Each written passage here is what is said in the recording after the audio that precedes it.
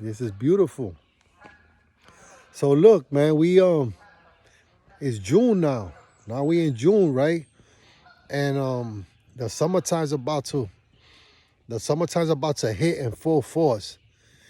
And just try to be easy this summer. Don't try to move too fast. Don't try to get too fly. Um, you know, plan. You know what I'm gonna be doing this summer was stuff that I planned last year. You know, last year in 2020, I had a vision, I had a plan, and that's what I'm executing in 2021. That's what I'm moving forward with.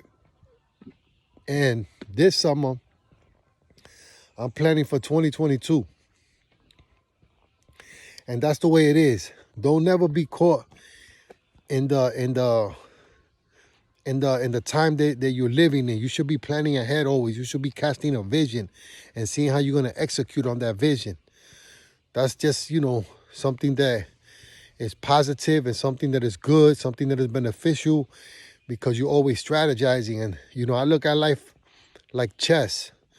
When you're playing chess that always got to think a few moves ahead and you got to see what the opponent is also doing based on the moves that he's making. And that's the way I look at life. I look at life as playing chess. So, that's a jewel right there. Listen to that one right there. Don't play checkers out here, bro. Don't just move your pieces and want to jump from one piece to the next piece, double skipping up. Play chess out here, bro. Know what your pawn is doing. Know what your queen is doing, your king, your rook, your horse, and so forth. So look, I just want to share a small word that God ministered to me this morning as I was reading. God is good and his mercies endure forever. And it's a very powerful word, bro. You're always gonna get something powerful, bro, when you go into God's word. And it was dealing with the tongue, and the stuff that we say sometimes that come out of our mouth and how we use our words. It says, not many of you should presume to be teachers, my brothers, because you know that we who teach will be judged more strictly. So it's seriously, bro, when you step into that role that you want to teach, that you want to lead others, that's a more, it says you will be judged more strictly. We all stumble in many ways. This is the book of James, chapter 3, verse 1. And moving forward, we all stumble in many ways. If anyone is never at fault in what he says, he is a perfect man, able to keep his whole body in check. So if you don't never stumble in what you say, you perfect, and none of us are perfect. So what that's saying is that we all gonna say things out of our mouth that is not right. It says, when we put bits into the mouths of horses to make them obey us, we can turn the whole animal. Or take ship as an example. Although they are so large and driven by strong winds, they are steered by a very small rudder wherever the pilot wants it to go. Likewise, the tongue is a small part of the body, but it makes great boasts. Consider what a great forest is set on fire by a small spark. The tongue also is a fire, a world of evil among the parts of the body. It corrupts the whole person, sets the whole course of his life on fire, and is itself set on fire by hell. So that's a lot right there, bro. The what we say out of our mouth, bro. It says that the tongue is a small part of the body, but it causes the most harm. Like the little piece that we put on the horse to move him right or left. It's a little piece. The little piece that is under the ship that causes the ship to move right or left is a small piece. but it moves such a big vessel, you know, and this is what the tongue is, bro. The tongue is dangerous, bro. You got to watch the words that you speak. When I learned this 20 years ago, I began to manage my words. I began to manage my words. I began to say, you know what, don't say that. Don't speak that. Don't talk that way. And I began to control myself. But you don't curse. Watch what you say out your mouth because you bring it into existence, you know, with the words that you say. So, you know, I just want to share that right there because a lot of times we get into the habit of cursing. We get into the habit of claiming different things that we shouldn't do that. We should, you know, we should think before we talk. You know, we should think before we talk. That's in the word right there. Be slow to speak. You know, be quick to listen. We should listen and think before we talk to see if it makes sense, you know? And this is, you know, I talk a lot now. I'm doing a lot of talking, but trust me, I think before I speak. I don't just talk just to talk. I wait till I have the experience, till I have the testimony in place so that I'm not just talking to talk. You know, I could do a lot of more showing and talking, but I'm very, you know, and now look, you hearing me talk so much because the testimony is there now to back up what I'm saying. You see what I'm saying? That's why I'm talking so much, bro, because now for 20 years, you know, I've been, you know, persevering, I've been striving, I've been growing, I've been sustaining myself, and for 20 plus years now. And the testimony is there now. Now we could go back now. We could go back 20 years now. You know, now we could go back 40 years. And we could see what happened in the 70s, the 80s, the 90s, the 2000s, the 2010s. And now we in the 2020s. We could go back now. You know, and I encourage you, man, go back.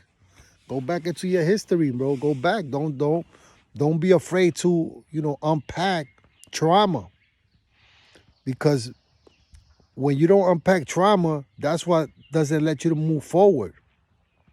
You gotta go back there and you gotta unpack all of that. You gotta know what went wrong, where you went wrong, and you gotta learn how to forgive.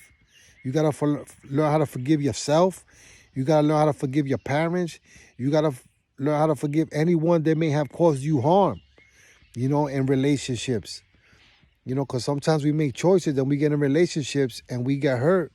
And then we live with that unforgiveness, with that hurt for many, many, many years.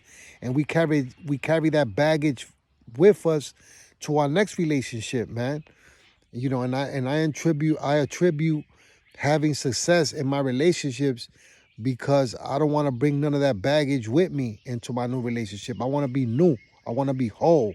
I want to be truth. I want to be sincere. You know, I want to be, you know, integrity. I want to have those things, bro. I want to claim those things. I want to speak those things. You know, I don't want to be committing the same mistakes in different relationships the whole time because then you won't be able to grow. And look, in the first relationship you have to be good with is with your relationship with God. That's the first one. And then after that relationship is settled and you good standing with him, then you got to have the relationship correct within yourself. You got to have a good relationship with yourself, bro, because, you know, we are our worst enemy. You know, I had to figure that out too. I had to understand myself and know the triggers that cause me to do certain things.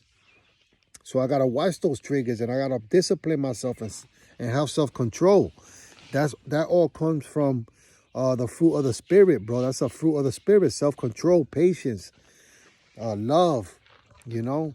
I had to learn how to love. I had to learn how to love myself. You know, you're not loving yourself if you're causing yourself harm. You know, if you putting something into your body that's not causing you to act right or do right, then you're not loving yourself. You know, so you got to learn how to love yourself because, you know, how anybody else is going to love you if you don't know how to love yourself? And how you going to love your children? How you going to love your wife? How you going to love your husband? If you're doing harm to yourself, you can't. You're going you're gonna be in a constant battle and a constant struggle, and then you're not gonna be able to execute on different things. You're not gonna be able to evolve in your job. You're not gonna be able to live out your dreams. You're not gonna be able to experience life in abundance. And that's what we trying to get to. We trying to get to a place where we experience life in abundance. We don't just want to just walk through this aimlessly with no direction, not knowing anything, just experiencing heartache, failure, confusion. We're not doing that right there. We definitely not going to do that right there. We're going to try to do better because we already know what heartache is like,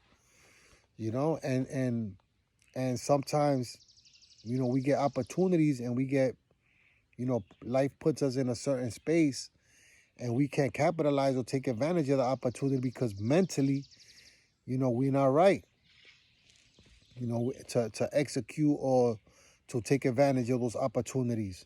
So look, if you healthy, if you free, that's an opportunity right there. That's an opportunity for you to grow and for you to get connected to God, bro, while you're still breathing. I don't understand how people healthy, they breathing, they living, and yet they put themselves in prison, in bondage. No, man, the word says in Hebrews chapter 12, verse 1, to let go of that sin, that weight that's holding you back. That's so you could soar, so you could fly, bro, so you can go.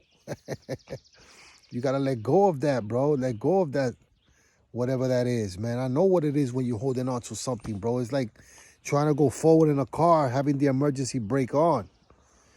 You can't move the car if you have the emergency brake on. You can't even go if you don't turn the car on. So look, if you're not connected to your source, if you're not connected to God, right? If you don't have that right relationship with him, then you cannot even move forward, even though you think you're moving forward.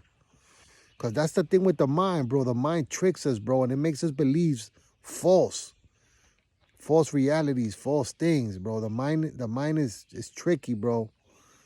And and I know some people not gonna understand me. Some people will understand me, but I'm just speaking my truth. I'm just speaking my truth. Whose truth is the truth? We all have a truth, right? You have a truth and I have a truth. But what if my truth says yours is a lie? Is yours truth still true?